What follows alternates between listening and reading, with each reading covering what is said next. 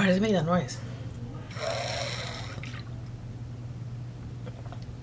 So for today's video, we're just gonna talk about my labor and delivery story. I'm not gonna talk about the makeup or anything like that. I'm just gonna get ready and talk to you guys about that day. So to start, it was February 4th, and that night I started feeling something not like the usual, and I was like, I wonder, am I in labor? I really didn't know. I didn't know what to think of it, right? So I just went about my night, I went to bed, and I did tell Juan, I was like, I feel something weird, but whatever. It wasn't like super painful, and it wasn't super consistent. Like, they weren't 5 minutes apart or anything, so I was like, maybe I'm not in labor. Whatever. I had my doctor's appointment the following day. Now, that day, February 5th, right, I had told Juan, I was like, I'm about to cry to this man to induce my labor or whatever because I can't do this anymore.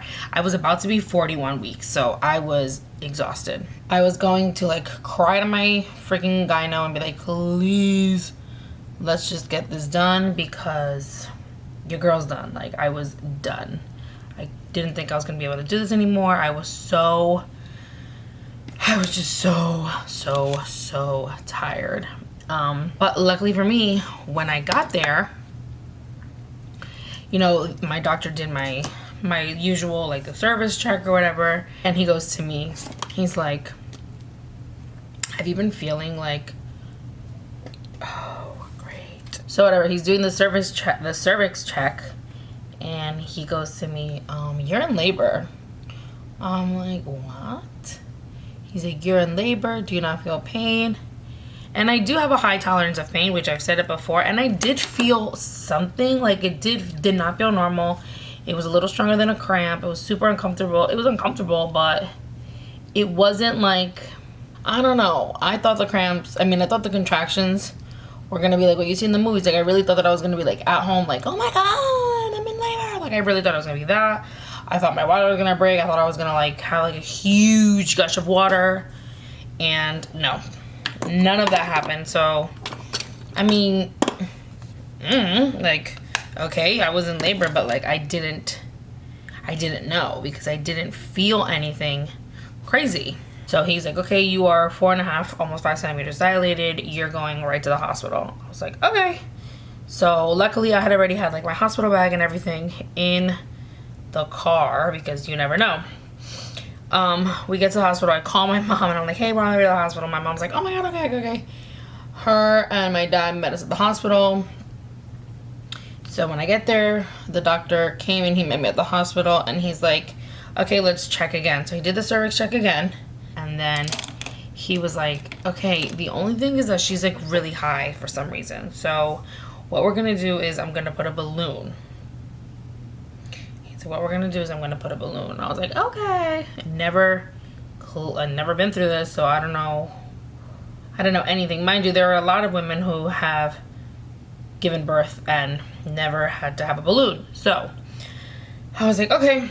So basically he's like, what the balloon is gonna do is every time you get a contraction, it's gonna open up, and we're gonna hope that makes, the baby come down. So he's like, that's what we're hoping for. Hopefully the baby drops. Okay. Again, me. Okay. I don't know anything. So he's like, we're going to start you on Pitocin. Okay. So Pitocin, I'm sure a lot of you know, but just in case, Pitocin is like contractions that are like man-made. So it's like with a medication that makes your contractions a lot stronger and a lot quicker. He was like, let's see how long you can hold off without an epidural. So I was like, all right, cool. No problem. He's like, let's see how long you can hold off. I was like, all right. I was holding off about 2.5 hours in, right? Or 3 hours. With the balloon, it was literally such unbearable pain. Like, it was so bad. And I'm like, I can't do this. Like, it was just, I'm uncomfortable, I'm out of breath. It was so bad And I was like, yeah, no, I'm not gonna drive myself crazy. I'm not gonna suffer like this. Like, it's just not gonna happen. So I'm like, can you please come to put the epidural? And they're like, okay. So they call somebody, because they also told me like, oh, you need to like, you know, you need to come up when you want the epidural, because what happens is that if you don't get it at a certain point, we can't give it to you. So I'm like, you know what, let me not mess around and act like I don't want it and then not be able to get it and be screwed. So I was like, let me just get it. So they come in, they're like, all right, we're gonna do the epidural now. Every time I think about it, I just get really pissed, but okay. Okay, lashes are on. So like I was saying, they were gonna do the epidural, right? So they were like, okay, we're gonna do the epidural. The girl came in who was gonna do the epidural. I was like nervous to get the epidural because, nervous to do the epidural because like you hear like a million things. So I was already freaked out, but whatever. I definitely wanted it because I also heard that when you get it, it was like amazing. So I'm like, let's get this epidural. So she goes to do the epidural. It wasn't that bad. She's like, oh, not bend over, but like sit over, hug your knees, all this stuff. Juan was holding on to my arms. It really wasn't bad, right? So I was like, all right, cool. This was not bad at all. They were like, you should be feeling nothing. It should kick in within like 15 to 20 minutes. I was like, all right, cool. So the nurse was like, okay, since it's gonna kick in, we are going to kick up your Pitocin. I was like, all right, no problem. I didn't think anything of it because I just got the epidural, so I shouldn't feel anything. Let's just talk about how they raised the epidural. I mean, they raised the Pitocin. And I'm telling Juan, like, I still feel stuff. And he was like, are you sure? I'm like, yeah. And it just kept getting worse and worse and worse and worse. So I'm like, I feel it. So I told the girl, I was like, I still feel stuff. And she's like, really? I'm like, yeah. So she takes like a wet wipe. She's like, can you feel me doing this on your leg? I'm like, yep. And she started pinching my leg and she's like, can you feel this? I'm like, yep. So then she like, her face changed and I was like, great. So her face changed, right? And she's like, oh, okay. So then she's like, let me go get the person that, whatever. I was like, all right, cool. She gets the girl. The girl comes in. And like, I was like, so I hear you're still feeling stuff? I'm like, yeah. Like, I'm still feeling everything. So she's like, all right, let me check it out. She goes, oh, I don't think the epidural, took. I'm like, what do you mean? She's like, oh, I think your body, like, didn't take it. I don't think it happened. I'm like, okay. So she's like, I'm gonna get somebody else to come do it because, oh, no. She's like, let's do it again. Let's try again. I was like, okay, let's try again. And I was just like so open to trying again because I was in so much pain. So the girl puts the epidural again. They raise the Pitocin again because they're like, okay, this time it, you know, it's gonna work. Okay. So again, I feel everything, right? And I tell Juan, again, I'm like, bruh, this is not working. This is not working. So like, all right, we're gonna get somebody else. They get somebody else to come. They still have not called the specialist at this point, and I'm like, okay. The third person is there for the third try, and my mom is back from lunch. Bruh. My mom walks in there, and she sees them giving me another epidural, and she's all of a sudden like, whoa, what is going on here? So they were like, oh, I was like, Mom, it didn't take. She's like, what do you mean it didn't take? I was like, I don't know. So my mom was like, why don't you guys get a specialist to do the epidural? And they were like, oh, you know, we're trained. My mom was like, why don't, my mom was like starting to be a mom. She's starting to get loud and she's starting to flip, right? So the lady who was doing the epidural, she's like, you need to go. Like, there can only be one person here. My mom was like, all right. Mind you, I don't know if she thought that was gonna stop my mom. Girl, my mom went right to like the nurse station and she was like, excuse me, yeah, you guys are not gonna be having my daughter, you know, there with like a million poking her like a million times, like somebody needs to come and fix this. And now that I'm a mom, I totally understand that whole mama bear thing. Like, it's crazy. So they finally got a specialist to come. He came. He poked me again. That was the 4th time I got poked. But he figured it out real quick. He's like, oh, you have scoliosis. It's because you're really short, blah, blah, blah. All this stuff. I didn't even know I had scoliosis. But I'm just like, I was so annoyed because I'm like, you guys couldn't just get somebody who like knew what they were doing from the beginning? But clearly they couldn't. Whatever. At that point, I had already passed 9 hours. 9 or 8 hours. So I had held on with Pitocin, no epidural, with the balloon for about 8.5 hours. Now, towards the end, I thought I was gonna die. Like, Juan had to like put alcohol wipes in front of me so that way I can like breathe. It was so bad. It was so bad. My contractions were 30 to 40 seconds apart, and it was just the most excruciating thing ever. When he put the epidural, yeah, it kicked in. It kicked in because right away I was super high, didn't feel anything, and it was amazing. It was really relaxing, and my body finally had a moment to like chill. So my doctor finally came back after a couple hours to check to see if I had dilated or what was going on. So I had fully dilated 10 centimeters, right? I fully dilated 10 centimeters. And he was like, okay, let's check out what's going on. And Gabriella is still super, super high. So my doctor at this point is like, okay, I really don't know what's going on. I don't understand why she's so high. You're fully dilated. Like, something's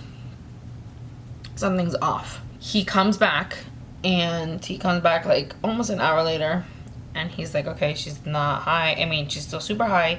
I don't know what's going on. We're doing a C-section. So now I really wasn't upset because my birth plan was just get her out safely and me safe. Like, that's all it was about. My birth plan was just, I want her out safe and I want to be safe. That's it. If that means epidural, then epidural it is, you know? I mean, epidural. If that means C-section, then C-section it is. I just want us both to be safe. I was nervous as hell, but I wasn't upset. He asked the nurse, he was like, how long did she hold off without epidural? And she said like 8 hours. So she told him what had happened. He was pissed. So he was like, okay, we're gonna have to really drug her up because she held on for way too long. So they really, really, really drugged me up. And when it was time to do the epidural, like, they put you in the hospital room or whatever. And I remember just laying there, and then I remember feeling like super, super weak and just super out of it. And I remember just constantly asking for Juan. I'm like, where's my husband? Where's my husband? Where's my husband? And they were like, oh, we're gonna get him right now. And then all of a sudden I was like, I have to throw up. So I started throwing up. I threw up throughout the whole C-section. At one point, I was so out of it, and I guess they had like slowed down my heart rate and all this stuff because my body would have reacted to the cut, not so much like me. So I literally was like I couldn't breathe. And I remember, like, either I told the girl I was gonna die or I thought I was gonna die, but I really thought I was gonna die, and it was kind of bad. The C-section was 7 minutes. It was dumb quick. It was super, super, super, super fast. And I don't even remember them like showing me Gabriella because I was so drugged up. I remember Juan came up to me and he was holding her and he's like, babe, look, she's here, she's here. I was so drugged up. I was so gone. You really don't feel anything. Like, I didn't feel a single thing, but I did hear like everything he was saying. And when he saw my uterus, he was like, oh, like a moment of like, oh. He was like, oh, she has a heart-shaped uterus. So apparently my uterus is a heart shape, and I didn't even know that was a thing. But that's why Gabby couldn't come down. My uterus was heart shaped. Then they gave me her, and it was all beautiful. Finally, when I was like not high anymore, and it was amazing. And I love being a mom. I love being a mom. And C-section recovery is no joke. No joke. So that was pretty much like my labor part. It was just, I guess the only thing I was like not upset about, annoyed about, it was that I still went through hours of contractions and all this stuff. And I ended up getting a C-section, but it's whatever. If I had to do it again and it had to be the same thing, I would still be fine with it, because what you get for all of that is freaking amazing. I had staples, and I was constantly, and I'm talking constantly, terrified that I was going to rip up my incision and my staples were gonna come out. Like, it was a constant fear. In my house, like my bedroom and everything is on the second floor, and I had to bring everything downstairs. I could not go up the stairs, so I couldn't go up the stairs.